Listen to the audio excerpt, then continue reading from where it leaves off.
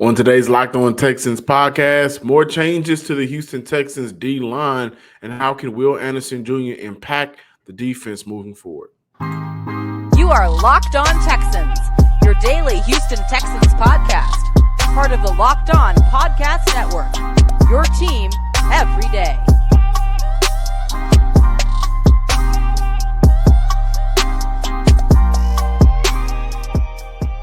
Welcome, Locked On Texan fans across the country, across the state of Texas, and of course, in the city of Houston to a Wednesday episode of the Locked On Texans podcast, a part of the Locked On Podcast Network, your team every day.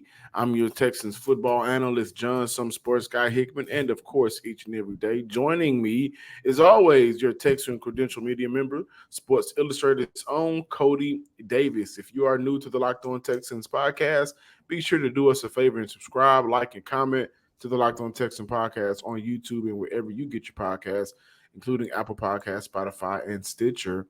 Thank you to all of our returning listeners, and today's episode is brought to you by JCE Medical. Empower yourself when you purchase a JCE case, providing you a personal supply of 5 antibiotics that treat 50 infections.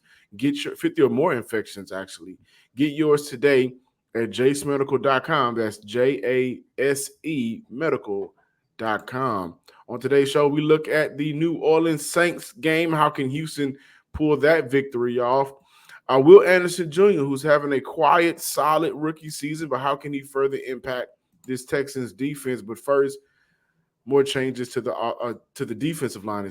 Kerry Hyder is signing with the Houston Texans practice squad. When we look at the Kerry Hyder situation and him signing to Houston, guys, one thing that I'm seeing is a true versatile defensive lineman. And I think that as of right now, at this point of his career, you mentioned Will Anderson, you mentioned John Grenard, Jerry Hughes has got in on the sack party. I think a sack and a half for the year, if I'm not mistaken. Right now, Houston's Achilles heel has been the interior defensive line. They have not played consistent. And when I look at Kerry Hyder in the course of his career, he has over 580 snaps played inside the B gap, 85 in the A gap. You got over 500 snaps played over the tackle. And, of course, him being an edge, you have 1,700 of those snaps being lined up outside of the tackle. But when I'm looking at how good he can be for Houston, it's just his versatility right now, adding to the depth to that defensive line, and the guy that when he is healthy and given an opportunity, he can help because he can play on the inside and outside. I'm also seeing Jerry Hughes. I know he's gotten in on the sack party, but I see a step taken back in terms of speed compared to last year. We know that last year he led this team in sacks. I'm not worried about the positioning for John Grenard or Will Anderson. However, I am looking at maybe he was brought in to help. Also, Dylan Horton has been playing some good football for Houston in the roles that he's been featured in. Not a lot, but he's been looking decent. But was he brought in to help that D-tackle position? Have not necessarily been enthused or thrilled by the play consistently from the D-tackle spot. When you look at Sheldon Rankins, Malik Collins, what's my guy, Hassan Ridgeway, also another 49er here in Houston. And so we used to joke about the Patriots of the South, but now the San Fran of the South is here in Houston. But overall, I think that he was brought in for a D-tackle depth position. And he's also a guy that can't hurt because, okay, well, I can slide out if you need me to. I can go play 5 technique. I can go play a 7 technique. Or I can go in, not necessarily, I don't want to see him too much in the A gap, but I can go ahead and play that 3 tech position, right? I can do that for you, and I can help you get after the quarterback, which is something that Houston needs. 0 quarterback sacks. I think only 3 quarterback hits. No real pressures in the last game. And so they need that, and that's something that DeMeco Ryans and Matt Burke want on their defense. When their defensive line is playing very good, you see a totally different defense, right or wrong. We just saw last week when they took on the Pittsburgh Steelers. They played well. But again, and I thought the defense played well on Sunday versus the Atlanta Falcons, but they were not able to get pressure, and that put a lot of pressure on the linebackers. So I think this is an opportunity for them to try to prevent the amount of pressures that is being put on the linebacker group right now that's very thin, and they continue want to get better at getting after the quarterback and stopping the run. So I think I like the Kerry Hyder signing. I think he's a guy that can come in and quickly challenge Kurt Hinish, but also think for Houston, they need to go ahead and say, hey, Khalil Davis, you are a Houston Texan full-time. I want to put that That's out what there. I was about to get at.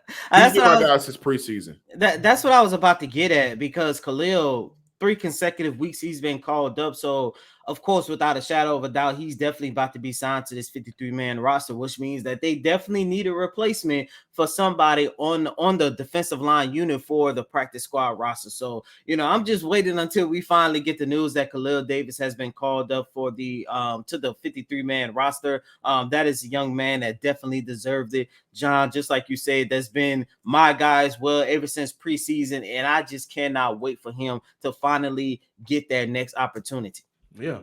And you know what? Speaking of Khalil Davis, let me say this, man. In terms of D tackle, I'm gonna put it out there. Since he's been a Texan in the regular season, we can go back to the preseason. But what D tackle has played better than Khalil Davis? Against the run, at least. Discipline. His job, his role. What D tackle? Kind of, need to get that man that spot like Jordan Akins last year, Nick Caserio. Do the same thing for K. Davis, man, because the young man is a ball. I do want to let you guys know that Kerry Hyder is coming over from San Fran because he was cut last week after they made the addition of signing Randy Gregory. This year he does have 1 sack in 4 games and only has played in 59 defensive snaps this year. This was through the course of his time in the last 3 seasons. He has 10.5 sacks. But if you look at his better years, we go back to San Fran in 2020, where he had 9 sacks, or we look at his sophomore year in Detroit, where he also logged 8 sacks. And so he's a guy that can get after the quarterback. He can give you some quarterback hurries. He's going to give you some QB hits. He's very good at getting some stops. In that 2020 year, 31 stops for the San Francisco 49ers. In his sophomore year in Detroit, 26 stops. In his career so far, 91 stops, and that's just stops are based on the amount of negative plays, 0 or negative plays that a defensive player generates. So, again, I think he's a good signing, and I would look at counting the days of how long we're going to see Kurt Hinish in his role for the Houston Texans. Our partners at eBay Motors have teamed up with Locked On Fantasy Football host Vinny Iyer to bring you some of the best fantasy picks each week, all season long. And whether you're prepping for a daily draft or scouting the waiver wire like me, just lost Justin Jefferson, so that's going to hurt. Every week, we're going to provide you players that are guaranteed to fit your roster. So let's see who Vinny has picked out on this week's eBay Guaranteed Fit Fantasy Picks of the Week. Trevor Lawrence, right here in the AFC South, it was a slow starter in fantasy as the Jaguars quarterback, have only thrown for multiple TDs once in the first 5 weeks. That came in week 1 against the Colts, who are the opponents at home in week 6. Lawrence got revved up during the 2 games in London and should see everything come together in the passing game. Calvin Ridley, Evan Ingram, and Christian Kirk can push Lawrence to his best statistical game of 2023, also padded by a ramped-up offense in terms of rushing yardage. And so that's going to help Trevor Lawrence go out there and put up some big points and big numbers. Vinny Iyer from Locked On Fantasy Football is going to help you win your fantasy championship. And eBay Motors knows a championship team is about each player being a perfect fit. Same with your vehicle. With over 122 million parts for your number one ride or die, you can make sure that your ride stays running smoothly. Brake kits, LED red lights, roof racks, bumpers, whatever your baby needs, eBay Motors has it. And with eBay Guaranteed Fit, it's guaranteed to fit your ride the first time, every time, or your money back. Plus, at these prices, you're burning rubber and not cash. Do me a favor, guys. Make sure you keep your ride or die alive at ebaymotors.com. eBay Motor Guaranteed Fit, only available to U.S. customers, eligible items only, exclusions apply. Football season is here. Locked On is kicking up our coverage with Locked On NFL Kickoff Live. Each Friday, Locked On will go live at 2 p.m. Eastern on every Locked On NFL YouTube channel. Host Tanitra Batiste, Jarvis Davis, and Kyle Krabs will break down every game on the NFL slate to get you ready for your team's matchup, your fantasy lineups, your betting angles, and more. Plus, get the in-depth local analysis from our stable of Locked On hosts across the country who know these teams better than anyone else, like Cody and myself. Locked On NFL Kickoff Live every Friday at 2 p.m. Eastern Time on any Locked On NFL YouTube channel. Welcome back in, ladies and gentlemen, to this Wednesday installment of Locked On Texans. Over the last 5 weeks, we have talked consistently about CJ Stroud, the number 2 overall pick of the 2023 NFL draft, and rightfully so. That young man is having an historic start to his NFL career. However, the number 3 pick, the guy that we traded up for, is also quietly putting together a pretty solid, a pretty good start to his NFL career, and that is one Will Anderson Jr. And John, I know you mentioned when we did our recap show Monday against the Atlanta Falcons, you said something along the lines, correct me if I'm wrong, that you want to see more out of Will Anderson, correct? Yes. Okay. Yes. Okay. I agree, but I don't want us to just get, I guess, kind of disappointed by his sack numbers or whatever the case might be, and think to yourself, Will Anderson may or may not be having an impact on this Houston Texans defense, because he is. Oh, no. And the biggest, no, I wasn't saying you are. I was just saying, in general, I'm starting to see certain people say, why isn't Will Anderson getting more than 1 sack or whatever the case might be? Because he hasn't had a sack ever since the season opening loss against the Baltimore Ravens. He hasn't had just 1 sack on the season so far. However, Anderson is going to be, and he is one of those guys to where his impact on that defensive line unit is definitely going to go beyond sack numbers. And as of right now, the biggest impact that I've loved that he has made has been the Texans' ability to be better at stopping the run. And for those of you guys who've been rocking with this show ever since the rebuild, which means you've been rocking with us as well, you guys should know that the Texans' run defense was an Achilles heel for me, because I just could not fathom the amount of yardages that this team was giving up over the last 2 seasons. You guys probably heard this stat over 100 times, but I'm going to say it again. Over the last 2 seasons, the Houston Texans gave up an average of 150 yards on the ground. Just last year alone, they had about 5 to 6 running backs that rushed for over 100 yards. And of course, Derrick Henry rushed for over 200 on the Texans last year. But with Will Anderson, 5 games into the season, this young man has helped the Houston Texans only give up an average of 112 yards on the ground. And to truly get a sense of his importance to that Texans D-line as stopping the run, all you got to do is just go back and take a look at the loss against the Atlanta Falcons. The one thing that I love most about the loss, not only was it a learning experience for the Texans, but also it showed the silver lining. And when you can get something like that in a loss in a game that, if we're being honest, was pretty boring up until the final minutes, it shows that the Texans are on the right trajectory. The Atlanta Falcons right now are averaging 121 yards on the ground so far this season. Of course, that is due to the phenomenal start to Bijan Robinson's career. However, Bijan Robinson only rushed for 46 yards against the Texans, and the Texans held the Atlanta Falcons to 96 yards. John, I do want to give you credit where credit is due.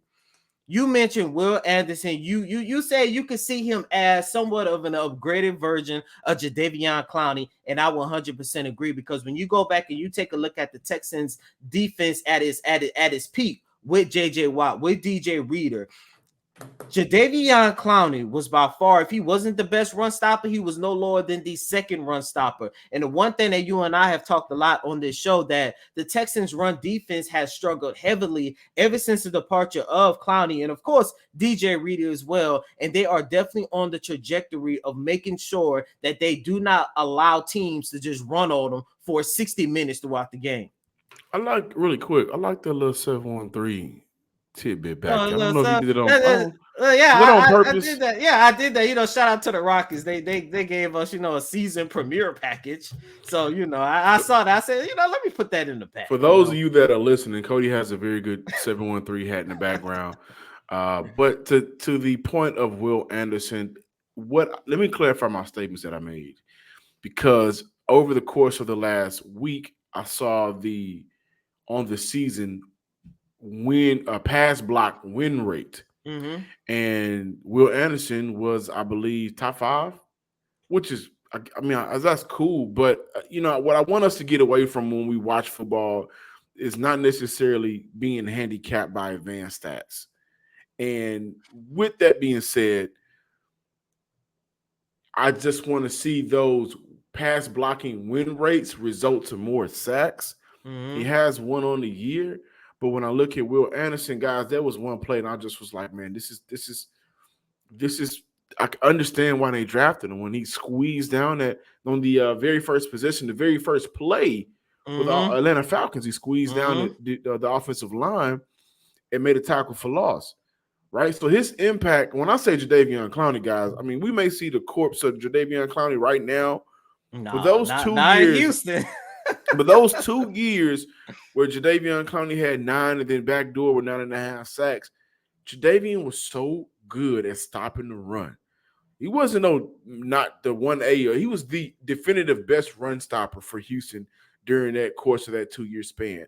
And then he just so happened to give you 9 and 9.5 sacks in back-to-back years. So when I look at Will Anderson as a rookie, I do see flashes of Jadeveon Clowney, and I think his impact is going to be helping Houston bounce back for those terrible 3-year run after they lost DJ Reader and stopping the run. And I think him doing that from an edge rusher position is something that NFL fans, the NFL isn't necessarily used to at this point when you talk about edge rushers, edge defenders, DNs, because, and by the way, he primarily played a lot of his positions, a lot of his snaps at that left end position, because we you traded up for a guy, you paid guy all that money, you want to see what? The sacks.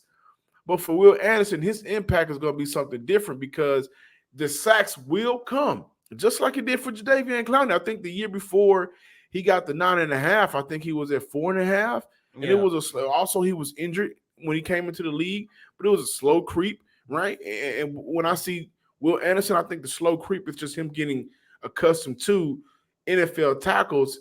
And I said this during the pre-draft and the draft, you're going to need more than that bull rush. You're going to need some moves to get past those tackles as quickly as you can to get those sack numbers. But in terms of beating a tackle off the line of scrimmage to make a play against the run, I have no worry about that. That's something that he's good as advertised. Hey, okay, can stop the run, tackles for loss. He's going to bull rush you. What do they call him? The Wolverine or something, like the Terminator? Like he's that motor helps him get to those spots where he can stop the run. I just want to see him, put those sack numbers together, and it will happen. It's only 5 games through his career. Those numbers will come. His impact is going to be helping this defense revamp itself against the run, with the addition of bringing over D'Amico Ryans. And with Houston, they're going to upgrade their D tackle position at some point within the next couple of years. And I think it's going to come by way either the draft or, of course, free agency. Somebody's going to come to Houston because they believe in D'Amico Ryan and what Houston is building up here in Houston.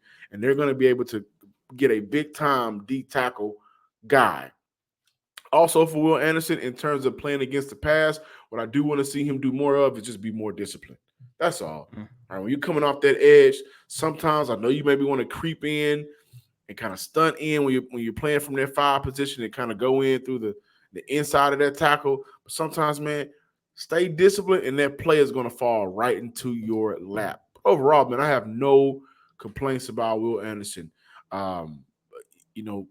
The big games are gonna come and go.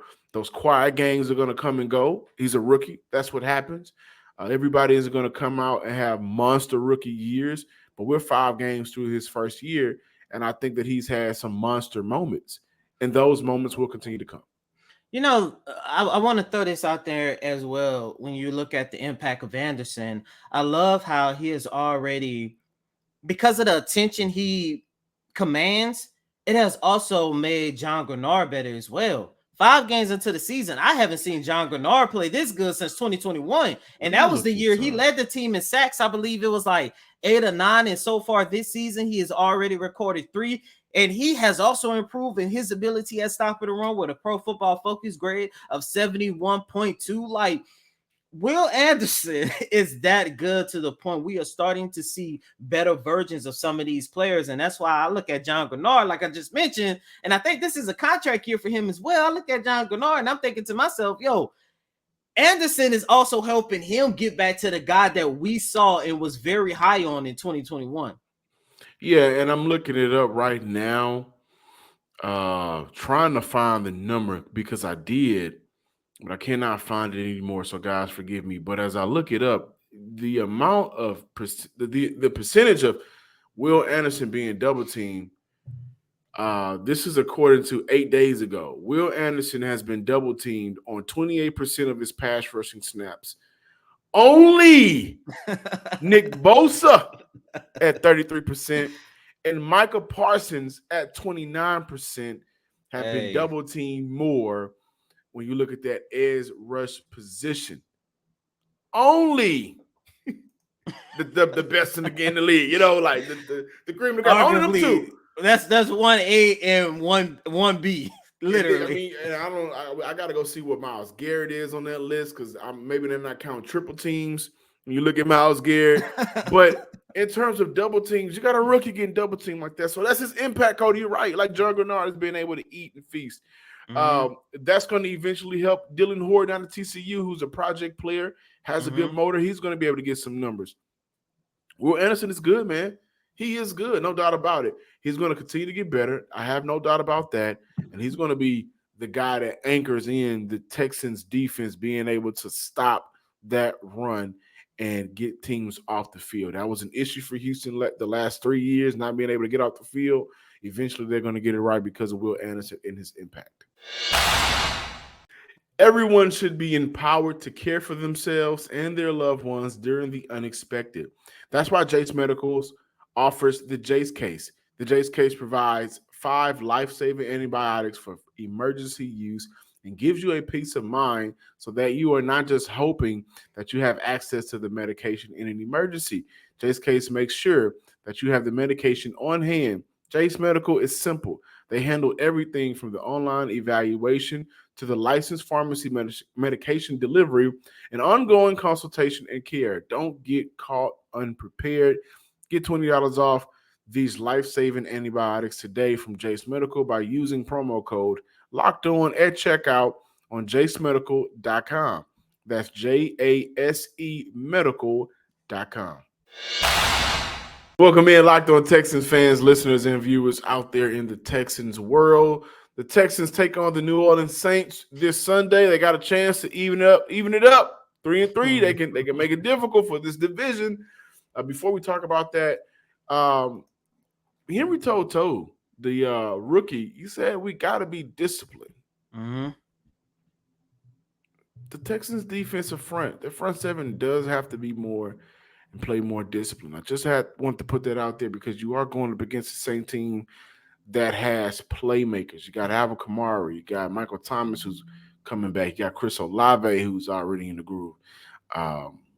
They got playmakers, and for this defense, they got to make sure that they are disciplined against every phase of the game offensively. And when I look at the New Orleans Saints, ranked 22 in the league in points per game, 19.2, ranked 25th in the league in the in yards per game with 289, ranked 22nd in the league on third downs, 37.3, and ranked 26th in the league in red zone percentage with 43.8, 24th in the league in passing yards per game with 198 per game, and they have allowed 17 sacks. Now, here's where, again, this plays in the favor for Houston.